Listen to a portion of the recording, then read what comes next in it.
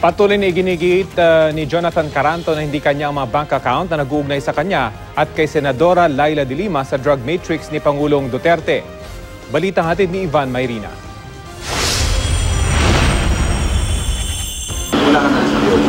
Simula nang lumutang ang kanyang pangalan sa tinawag na drug matrix si Pangulong Duterte kamakailan, hindi na raw mapakali si Jonathan Caranto. Iniugnay siya sa umanay drug trade na kinasasangkutan daw ni Senador Laila de Lima. Pero maring sinabi ni Caranto, wala siyang alam tungkol sa sinasabing drug operations. Wala po dun sa salaysay ko na mag-witness ako against kay Secretary. Kasi wala naman po akong alam. Mula na magsilbing chairman si de Lima sa Commission on Human Rights, magkasama na sila ni Caranto. Hanggang sa Justice Department kung saan ay kalihim si de Lima at clerk naman si Caranto.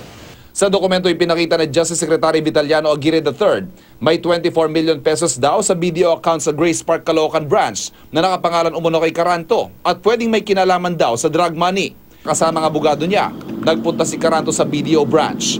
Ayon daw sa nakausap na opisyal ng bangko, totoong may ganong account number pero hindi ito nakapangalan sa isang Jonathan Caranto. Hindi raw sa branch na yon ang naturang account. Nakausap namin together with my lawyer na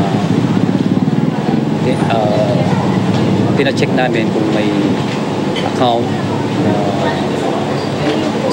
nakapangalan sa akin. So, wala naman daw pong account number at account name na nakapangalan sa akin. Wala naman po talaga akong account hindi naman po ako nag-open ng account sa video. Nang aming kuna ng reaksyon si Aguirre sa sinabi ni Caranto, sinabi ng kalihim na bine-verify daw ng DOJ ngayon ang naturang bank account. Ang gusto raw ni Caranto sa ngayon ay malinis ang pangalan at papanatag ang loob ng pamilya niya. Sa isang text message, sinabi ni de Lima na sapat nang natuklasan ni Caranto sa mismong bangko. Ang tanong daw niya ngayon, saan nang galing ang mga pinapakitang cheque at kung saan pabrika ito ginawa? Halatang imbento at kasinungalingan raw ang mga ebidensyang hinaharap laban sa kanya. Ivan Mayrina, GMA News.